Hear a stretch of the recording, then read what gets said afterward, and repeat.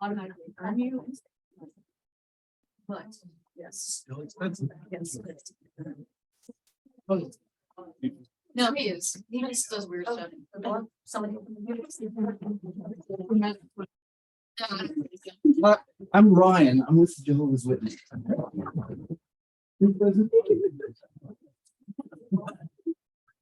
I was like, I wish I would switch because they're just not going to play. No, so that's how it starts, right? For today's class, the testimony is kind of unorthodox. We're going to go with Jehovah's Witness. I had this whole spiel lined up, all right? It's a ruin it. Oh, it was to be great. No, so the way this starts, all right, we'll give a little intro, then get into the member version in just a second. But the way this starts, you get a knock on your door. Usually it's when you're sitting down for dinner or some other very inconvenient time. And so being the kids are here, I go to the door and she's like, come on, we're going to say a prayer. But, and it's study right then, bam, defend your faith. That's kind of how a lot of it starts. So when I just studied with the Jehovah's Witnesses probably about a year and a half ago, it starts off with, they come to the door, usually it's kind of pleasantries. Hey, we're so-and-so with the Jehovah's Witness, the Kingdom Hall down the street. Mind if we just shared, a bit of the gospel with you? Yeah, as a Christian, what are you going to say? No, slam the door in the face. You could, but probably not. Say sure. And said, well, let me start off by asking, what is the purpose of the earth that God created? And that's kind of an odd, like, okay, well, all the questions that we have, this is how we're starting. Okay, sure. Now, at that moment, they're like, before we get into it, let me just, they usually have an iPad. Like, can I play just like maybe a minute and a half video real fast? And we can kind of set the tone for what that question, because it's kind of strange, right? So usually it goes like this. The sound worked a minute ago. Our world is filled with breathtaking beauty. God created the earth in such a special way. It stands alone, wonderfully unique. God created the earth with an abundance of water. He placed it at just the right distance from the sun. And they're like, going along, isn't this amazing? And set its rotations at just the right speed. To stabilize the Earth's tilt, contributing to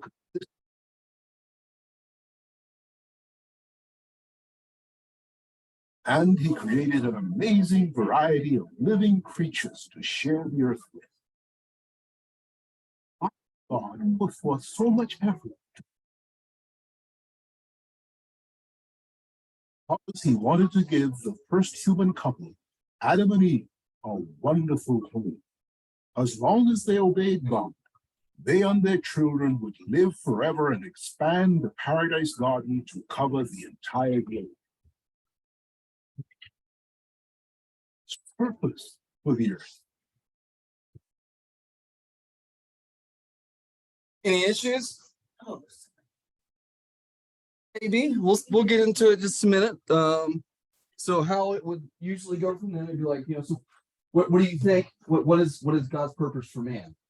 And again, that's not a question. So you would say, kind of go forward with something. They'd say, well, what would have happened if Adam and Eve didn't sin? And if you're like me, it's like, well, I guess that, if I'm extrapolating on that, they would continue to live in paradise. They wouldn't have died. And they're like, exactly. Yeah, we totally agree on that. Let's look Genesis 1. If you want to go to this real fast, again, we're just setting the stage. We'll come back and review a lot of this. Genesis 1 verses 28, and then we're going to be also looking at Genesis 2:15 online or on the same page. Excuse me, page right. Genesis 1:28. So what was the first commandment to man? Here we go. Then God blessed them, and God said to them, be fruitful, multiply, fill the earth, and do it, have dominion over the fish of the sea, over the birds of the air, over every living thing that moves on the earth. So God told them they need to subdue and have dominion over all things. All right. So what about his purpose? Genesis 2:15. Next chapter over. Then the Lord God took the man and put him in the Garden of Eden to tend and keep it. So the purpose of man is to tend the garden, to keep it. All right, this is false doctrine. I'm posing as Jehovah's Witness. So for those who just walked in, I think it's a crazy class. No, so that's how the logic goes. Usually from that point, they'll kind of backpedal a little bit and like, hey, we don't want to overwhelm you too much. Let's, maybe in a couple of weeks, if this is a good time, like we can come back and dive more into what exactly the implications of that are. And you're like, okay, my wife's mad at me for being out here. I need to get back and eat. Like, sure, yeah, that sounds great. And then now you're on the list. That's how it starts, or at least that was my experience. Has anyone had any type of similar experiences like that? All right, yeah, a lot. So we'll get into that in a second. Great. I didn't want to get too much into that, but just set the stage of this is something that we see quite often. So first and foremost, for our guests, this is a class on cults, and we put other religions, but really it's religions that share cultish type tendencies. If you identify or not, if you identify as a cult, but if you label as a cult, whatever, a lot of those things, they share a lot of similarities with other cults. Before we get too far on, so we do have a tradition here of verbally saying as a group our memory verse. So we can do that real fast.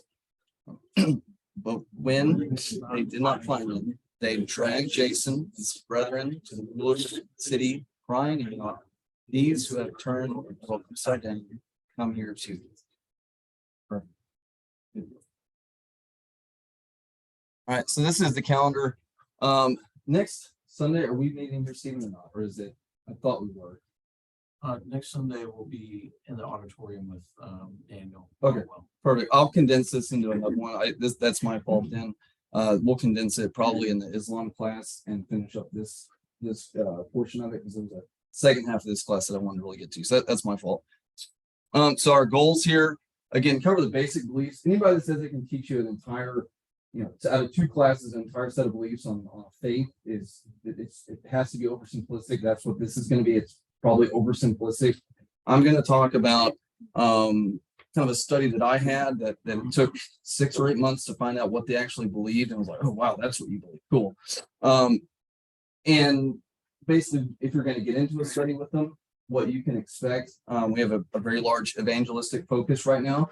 So the due out from this class is hopefully arm you and give you maybe a couple of talking points, a couple of verses, a couple of questions that you can have in the back of your mind for when they come knocking. You can kind of know where to go to and not let them take you down that logical kind of rabbit hole that we went down a second ago. So that's the goal. All right. So we're not going to get into a whole lot of, okay, this guy established this faith in 1870s, whatever, and this is all the prophecies. That is profitable. That's a great study. JW's it's a really profitable study, but we're going to focus mainly on like the doctrinal piece of it and just combating that because that's where they're going to want to go when they talk to you. And then also to discuss methods each of us can use to guard against our own selves from like this shouldn't rock your faith. And unless they're going to ask weird questions that maybe you thought about, maybe you haven't. So let's talk and then let's bring them up. And then openly, and can we discuss this? So it was a challenge for me meeting and talking with them because I hadn't studied a lot of Daniel and a lot of Revelation. It was a great study, but it wasn't something that, hey, tell me right now, what does this mean? It can be hard. So we're going to talk about some of that as well. Again, I should have had this at the very beginning, but it would have ruined my intro. We are handling false doctrine. So in the little workbook, there are QR codes, and this is kind of throughout it now that we're getting into this portion of it. If that's not good for you, then skip it. Let's not do anything that's going to hurt your conscience. But we are going to be playing videos.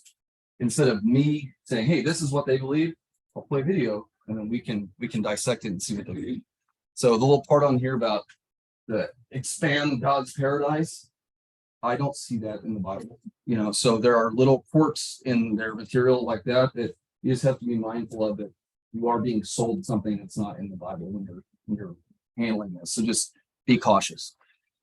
So what kind of experiences y'all had JWs. I asked it a second ago and several raised your hand. Yes. Mine was actually in the OR at Children's Hospital. Oh, really?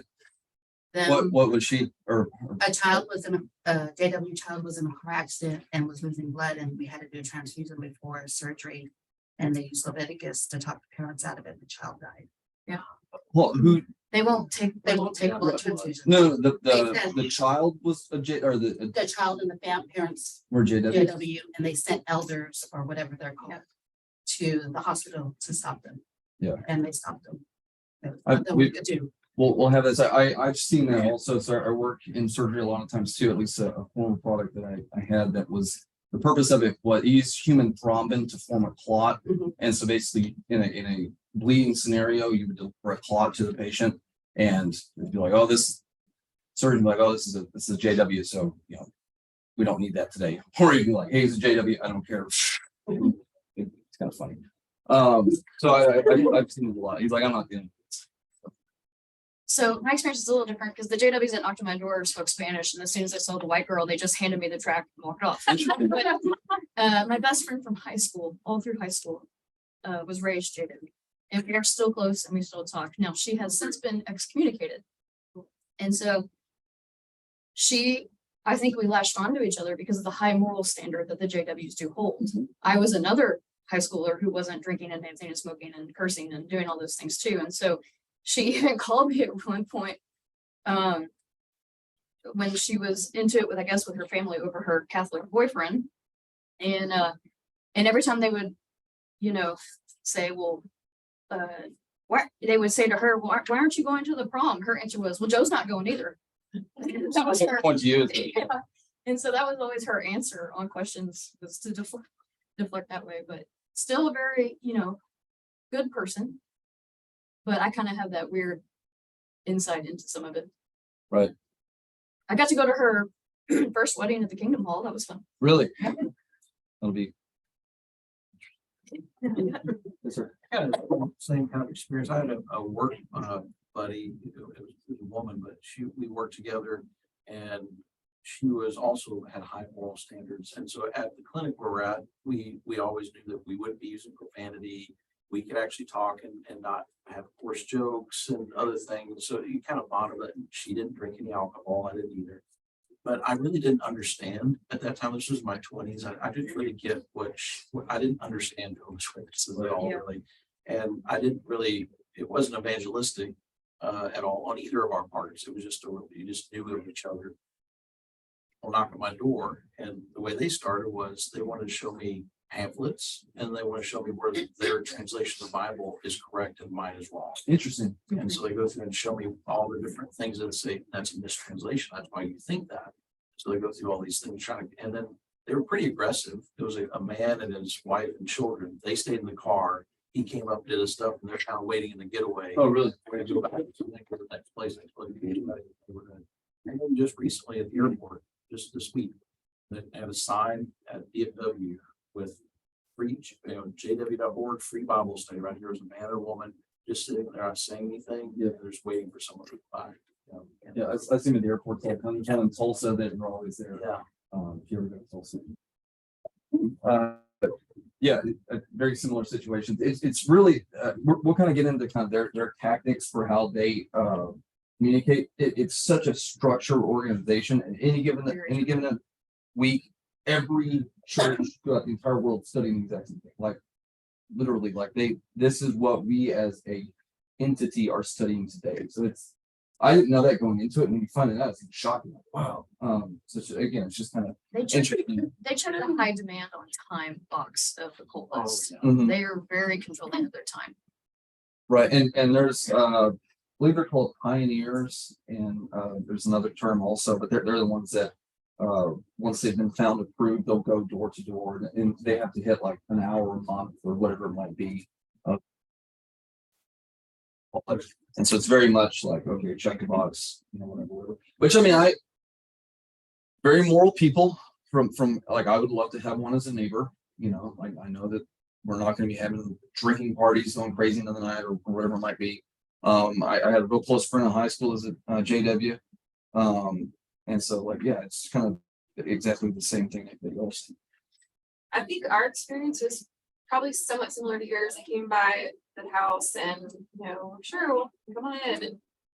And we met weekly with them for about 6 months. Yeah. And every time we would, bring our questions back to script, what the scripture says, and they couldn't defend what they were saying, they always had to go back and like plug into the hive mind and get the answer and then bring it back the next week. Totally.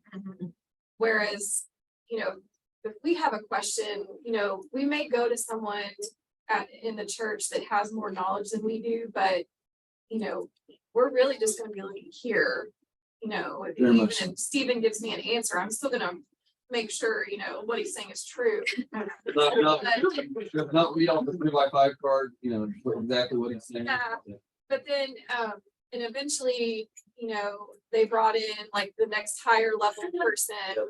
And then when that didn't work, they brought the next higher level person up to the, Supreme Galactic Overlord and. Black. It got very contentious at one point and, the.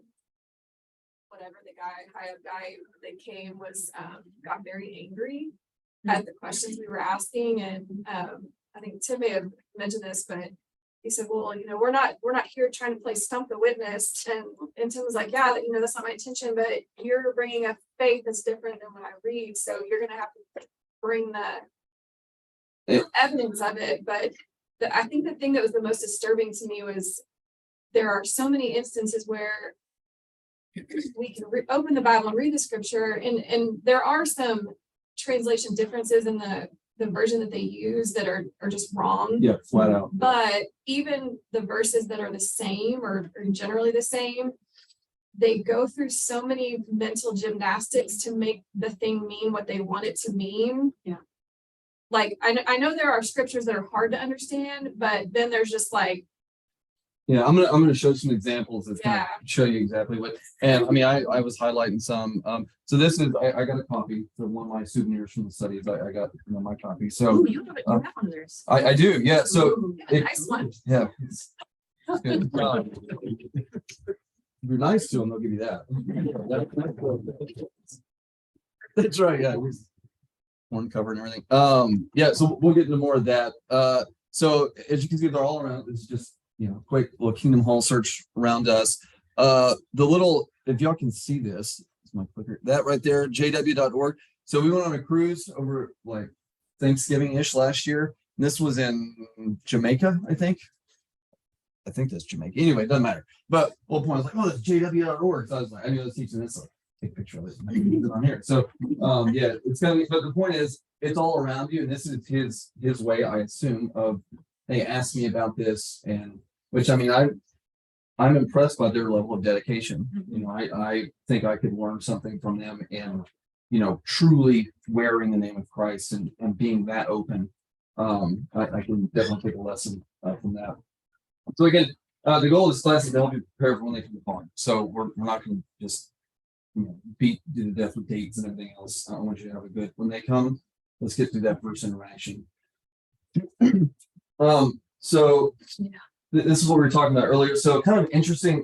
One problem I had when I had a study with them is they're not super open with, hey, what is it you believe? Like be a person with me. If I had someone say of the world come and talk to me and say, hey, basically, like let me hear it. I feel like I can put myself in their shoes and say, okay, this is where we would likely disagree. Tell me what you think. We're talking about reading, cursing, overall morals, things along those lines.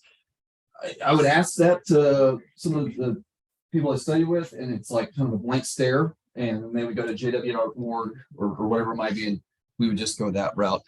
So some of the things that I've found, and we've mentioned a lot of these already.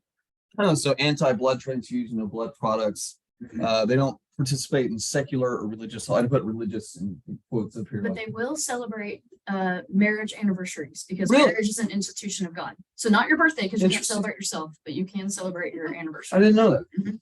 I know that because my mom has an aunt. My mom had an aunt who wasn't, and we went to their 50th wedding anniversary celebration. See, that's fascinating because I watched some And videos. I was shocked when I was there. I was like, they're really doing this. Yeah.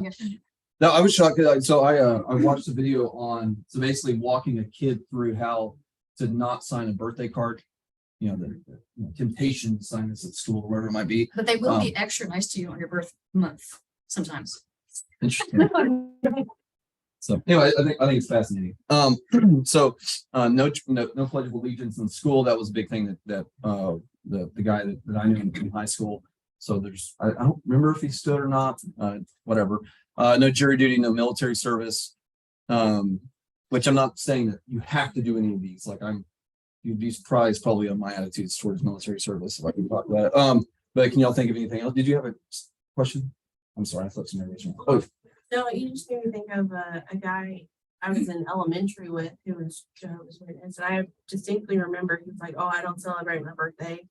And with the Pledge of Allegiance, you would just sit in his desk. yeah. So Yeah. And it's on that was the the only one I video. ever knew.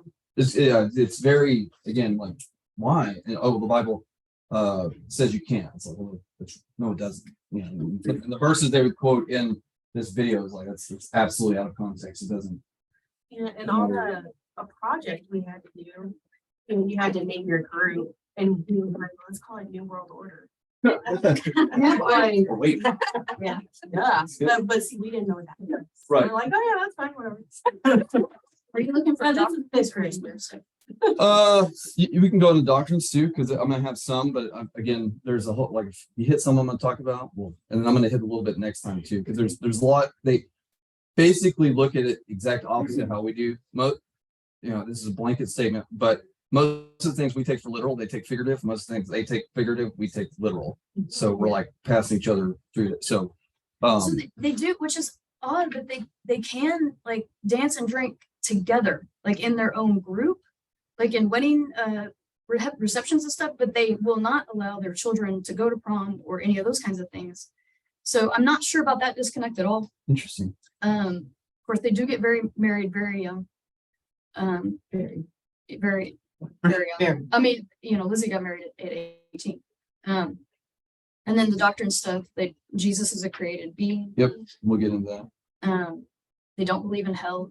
Yeah, Um, don't believe you have a soul. Funny enough. Yeah. So, So then it doesn't matter if I convert to them. well, you'll cease to exist essentially. So that's yeah. Again, a lot of these things you won't find out by just talking to them. It'll take you a long time. And then if you go on jw.org, it'll take you a long time to come to the root of what they actually believe. so in that hiding what you believe also checks one of those cult boxes. That they are one of those groups that's kind of weirdly split between religion and cult, but hiding what you actually believe does check that box. And that kind of dovetails perfect into just kind of frustrations I had with my JW study. So again, not up with their beliefs. They follow a logical script. I mean, it's not really a whole lot of telemarketers today, I guess. You have spam calls, but my grandma used to be a telemarketer and she had a script. I'm an onion too. You follow the script. They say this, decision matrix. Okay, I say this. And again, it just keeps going and going and going. Same thing with the JWs. I am convinced that they role play. So I'm a sales guy. We role play. Like a customer says this, let's have a conversation. They have to do the exact same thing. Like I'm convinced of it. Just because like they'll know where you're going. So don't enter a study haphazardly. That would be my advice. We'll get into that in just a second. So I think too, they focus on strange and provocative questions. What was God's original purpose for creating the world? These are kind of jarring and kind of knocks you off your game a little bit. You're like, well, I don't know. That seems like a strange question, as opposed to how am I saved? So they exclusively use approved materials from jw.org. So they have a website I've referenced a couple of times, jw.org. Everything is there. If you ask a question and say you want to talk over email, whatever they email you, just copy paste that into Google and jw.org is going to pull up. Like I guarantee it. So they'll take the little reference markers out, say it's their own. It's like, dude, like you just took this on jw.org. Like I don't know what you think, And then it's very scripted logic. Like I said, they'll, this would be kind of the route they would go. So, good question. Let's look at this explanation from jw.org, where they would play a video or whatever it might be. Which we'll talk about kind of those in a second. They have their own whole list of things that are just logically wrong with it. And it's very difficult for them, or maybe even intentionally difficult for them to put their beliefs in their own words.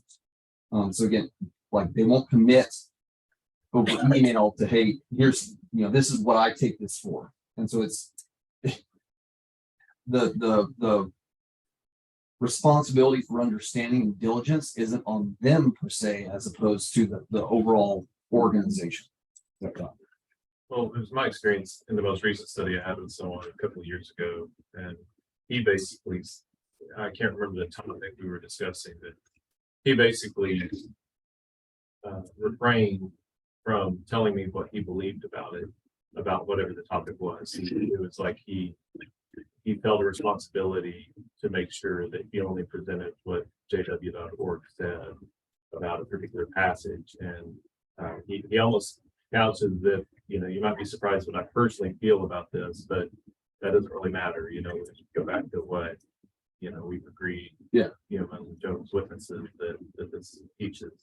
But really kind of puts that in the context of if you're going to study with someone, if that is, I don't know how widespread that feeling is, but I feel like that's one of the things that's being taught is that you may have your own personal beliefs about something, but you need to really make sure you're not thinking about that. You're focusing Loyalty stress. Yeah. That's what I heard that as a theme in some of the studies of this is literal loyalty. Loyalty not necessarily to validity and preservation of scripture, but of the organization, because they see them as one. So And they do the full shunning cutoff.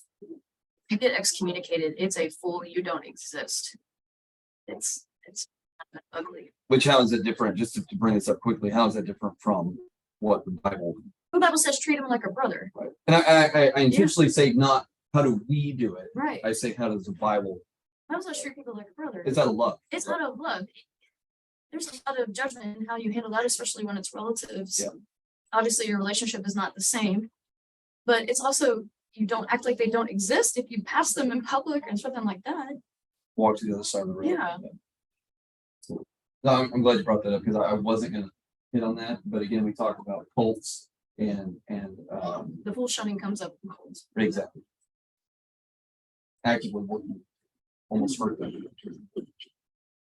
All right, so recommendations for a study, and then right after this, we're gonna get into kind of more of the doctrinal parts of it. So just I did this intentionally loading on the front end so that we can kind of make sure and hit this. So these are my recommendations, and I would love to see if you agree with them. If you have your own, please bring that up. So be ready in season, out of season, 2 Timothy 4:2. We all need to be diligently studying to find ourselves approved. So that doesn't mean that we have to follow every single rabbit hole. Someone asks you a crazy question, you don't have to give a response. It doesn't have to take up and make your time just wasting time following all these logical things. But with that said, that means that we do have to be spending time on the exact opposite, proving ourselves worthy of God, knowing what Revelation talks about, knowing what Daniel, knowing what Ezekiel teaches, and how those things relate together. Don't haphazardly take on a study. Don't let them show up unannounced. So what I just said earlier about, hey, next time, it'll just be like 15 minutes, whatever, in a couple of weeks, then, and definitely you're just kind of wanting to get out of there. Don't let them do that. Either do a study or don't do a study. If this isn't a good time, you're maybe not the strongest in these areas, that's fine. Don't engage. You don't have to. But if you do want to, and you feel held, you want to do that, then gird up the loins of your mind and get after it. Because it's going to take some dedication on your part and some diligence. And then set a scheduled time so that they're not getting the advantage and you're prepared. So that was a big thing for me because they just come in every website, guys. I'm doing my yard. Anyways, do not agree to use the JW study book or guide as a guide for Bible study. That was the thing too. From their part, everything seems common sense. Hey, if it's all right, like we can just use this, that way it kind of gives us, we can both reference this and we'll have something to talk about. Don't do that. Don't do it. I did it, don't do it. Which, there's just so many fallacies in there that you're not gonna have time, and your job is not to disprove them. Their job is to prove the assertions that they're making, and your job is to compare that to the Bible. Like the person that asserts a point is the one that has to prove that point. You don't have to disprove them, they have to prove themselves. And those are two totally different ways of looking at something, and it'll mean agree that only the Bible will be used as a reference. If they say, hey, here, can we watch this video? I would recommend, this is my opinion, I would recommend just politely declining, because nothing in that video, unless that video is reading the Bible, it's neither here nor there. And there's no example of, well, in the Bible, they went to this source and they did this, just stick to this. And what you're doing is you're putting guardrails on that study and making sure that it's kind of a fair fight, or at least you're going to save yourself a lot of fight. And then lastly, I made this point a second ago, the one who asserts must be the one who proves. Learn the phrase, the verse does not support that or force that conclusion. So that's a powerful statement. Like that's not, but it doesn't say that. He doesn't force that. And this is where we get into the realm of necessary inferences and making sure that we're comfortable with necessary inferences and proving that, hey, there's two or multiple or infinite ways that you can look at this. You can't just pick one that you want. So that's not a way of deriving biblical authority. Sorry for the monologue. What do y'all think? And it's to everybody. Has anyone ever met a Christian who was a former JW? Really? Well, one ex-Mormon who's a Christian. Okay, sorry. She got excommunicated because her dad was another one, blood transfusion. She went against her family and actually did the blood transfusion on her dad and saved his life. I met her working retail when Bud had just converted me, and this happened. I go to church here, and she went. I can help these folks. Right. Yeah. If you can do that, you've done quite a bit. I think the mental gymnastics that I mentioned, when there is not a forced conclusion with a specific verse that they're bringing up, and they'll say, well, and then if you look at this verse over here and this verse over here, it kind of holistically points in that direction. There's a lot of that, but then when that isn't sufficient in itself, we found that that's when you get the translation manipulations of, Safety like net. Joe said, like John 1:1, where they're saying I'll Jesus pull that is me. So, and I don't know, the study guides and the videos, I think that's a good recommendation, but at the same time, I don't know if maybe you might just ask them to leave it with you so you could look at it, because we got like so many resources that were just gave you so much insight into That's true. what they believe. But, and I know the website's out there, you can go look at it if you want, but. Yeah. Yeah. And like I said, this is realm of opinion, not how you would go about it. So just don't have a plan. You don't haphazardly let them jump in the driver's seat and control the study, because you're going to be playing defense the entire time, and usually it's 2-on-1 or whatever it might be. Because I told Sophia to stay with the kids, and like, because no, this is good, kids stuff too. I was like,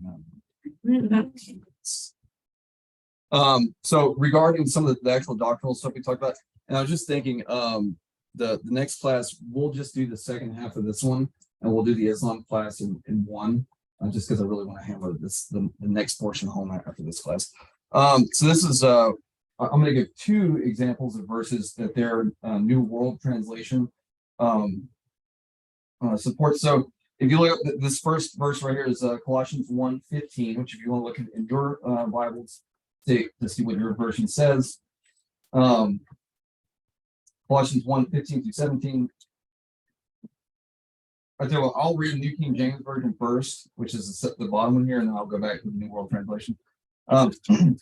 He is the image of the invisible God, the firstborn over all creation. For by him all things were created that are in heaven and that are on earth, visible and invisible, whether thrones or dominions, principalities or powers, all things were created through him and for him, and he is before all things, and in him all things consist. So Jesus himself, truth, is not a created being, he is God. And through him, all things, heaven, earth, physical, spiritual, all those things were created.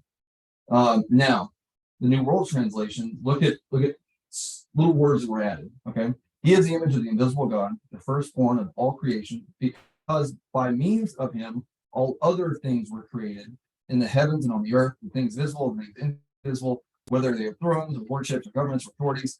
All other things have been created through him and for him. Also, he is before all other things, and by means of him, all other things were made to exist. So the little adding other things, it's not, it adds confusion, but it makes it to where it's much less clear about Christ has always been, right?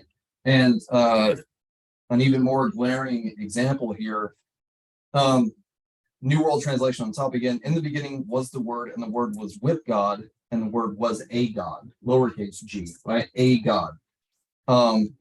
New King James Version on the bottom. In the beginning was the Word, and the Word was with God, and the Word was God.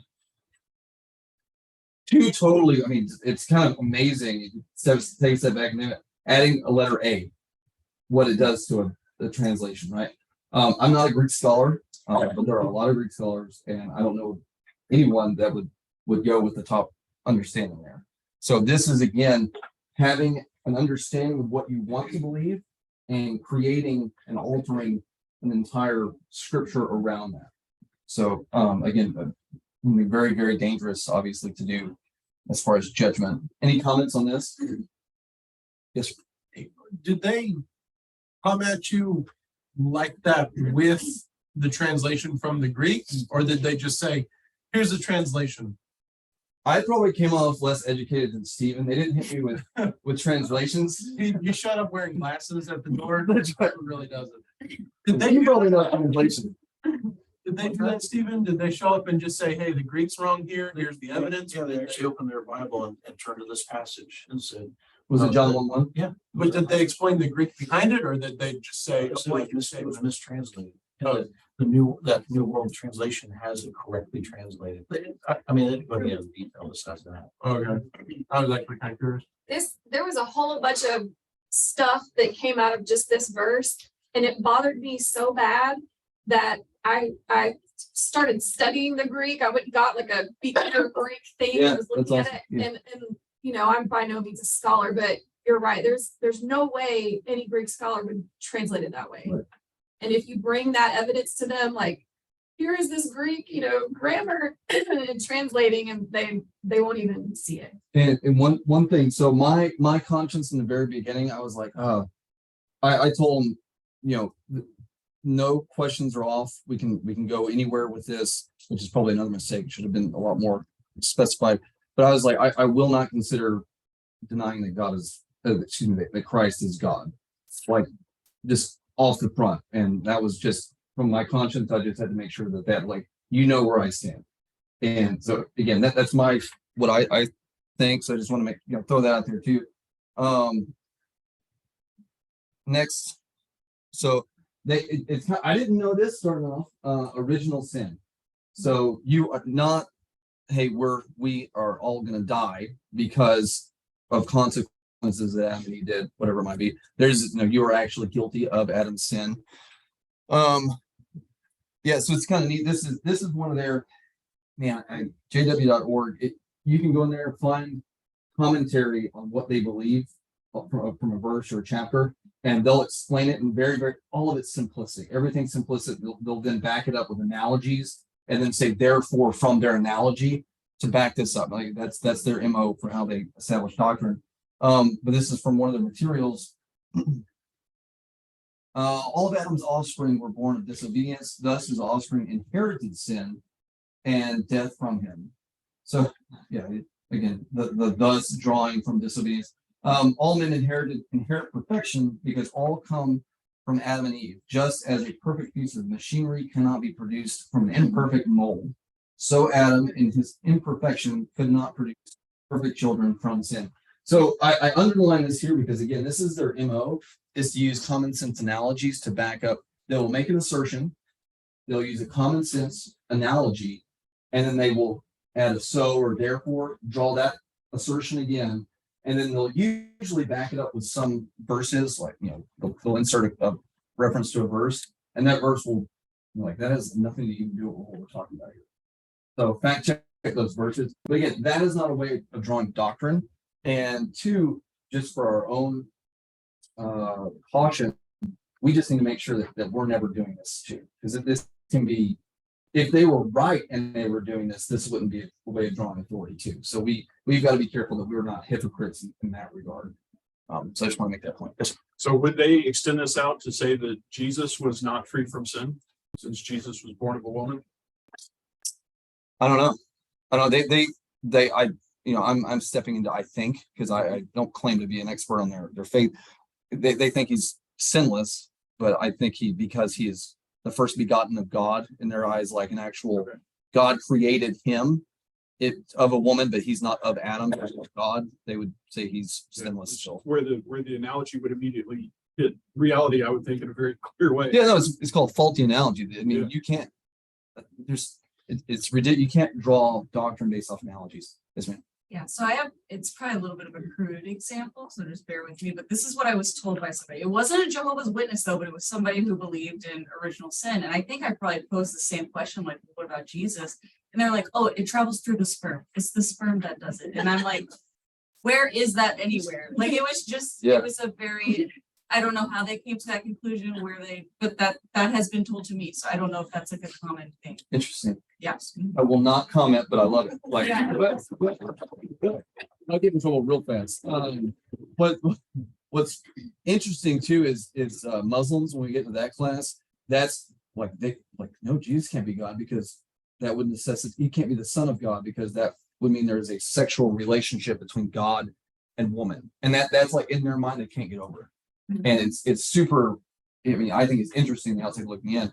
But they kind of get drawn up on that as well. So what does the Bible actually say? And we don't need to read all of these. Let's go to Ezekiel 18. I think that's about as blatant as you can get. I have a very good friend that is a self-described Calvinist. So we have these conversations all the time. Ezekiel 18:20. So again, these are ones that you get a little note in your back of your Bible you put for KW, verses. You're not going to find starting off in your conversation. This is like 2 or 3 deep into your meetings with them. This is actually getting into what they believe.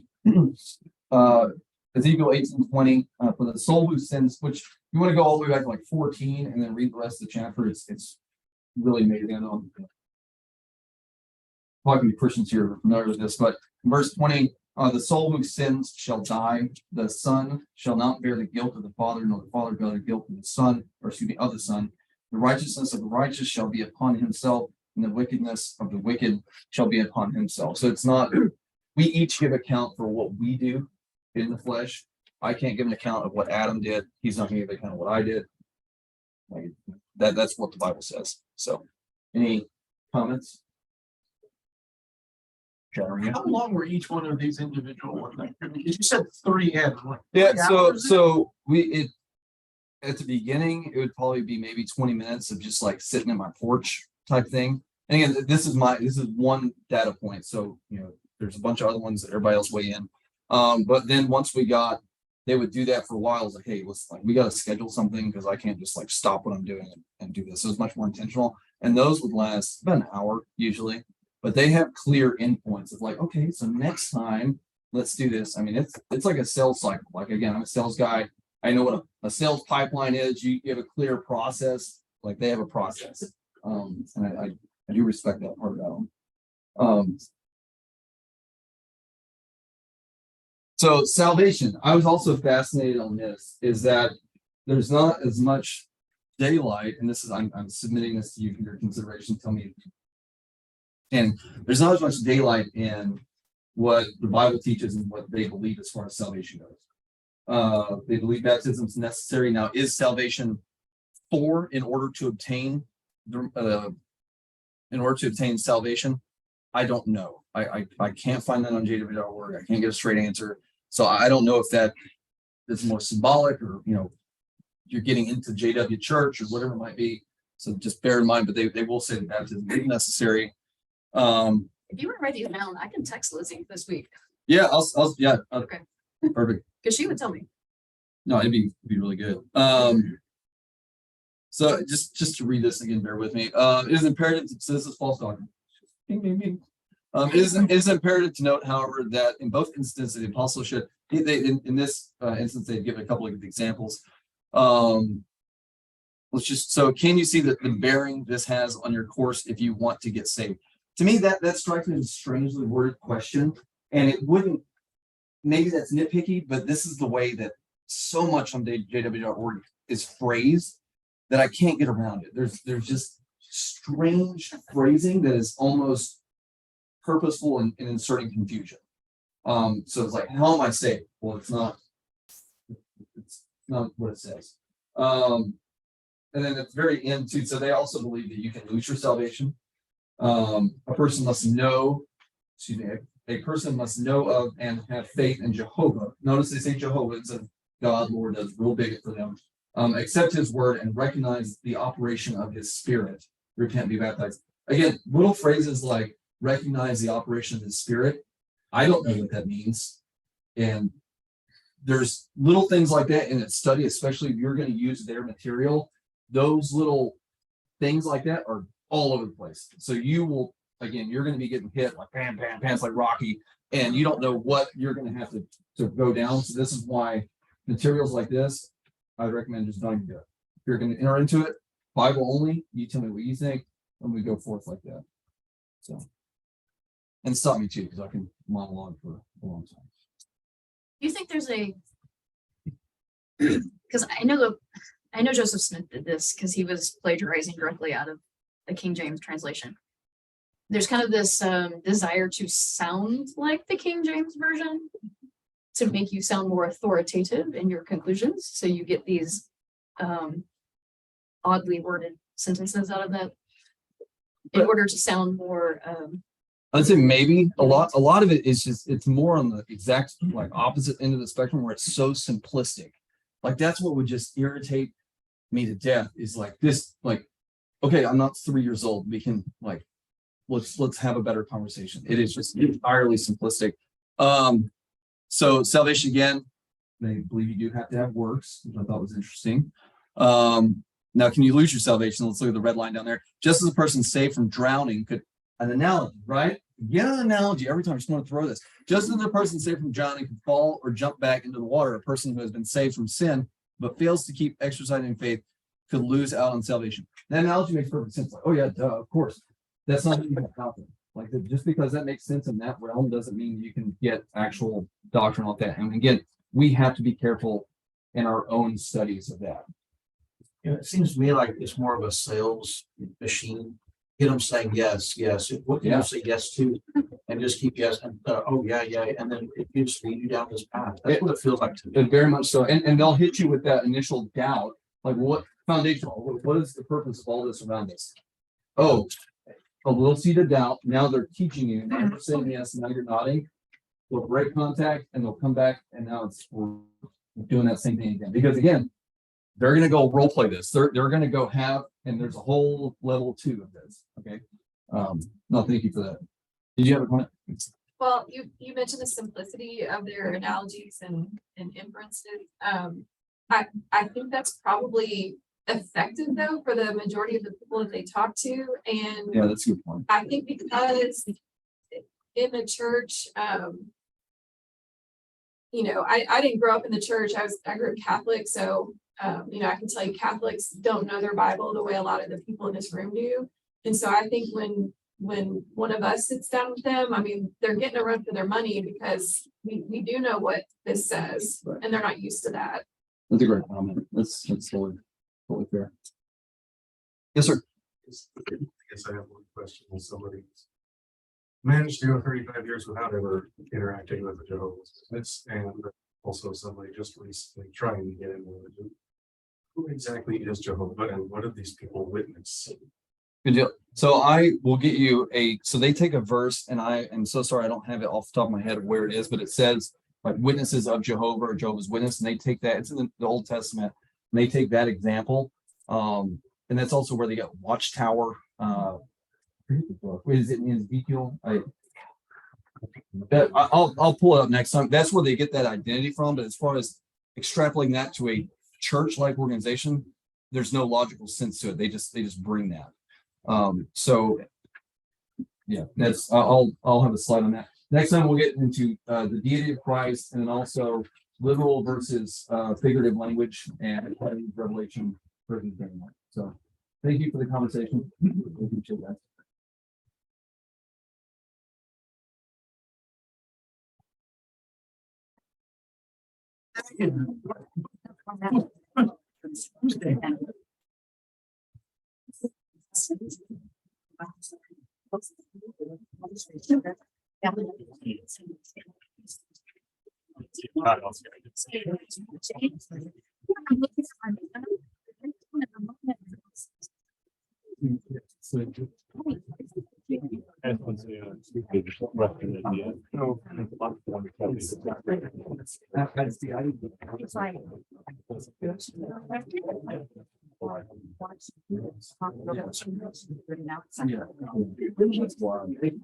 It was just insane.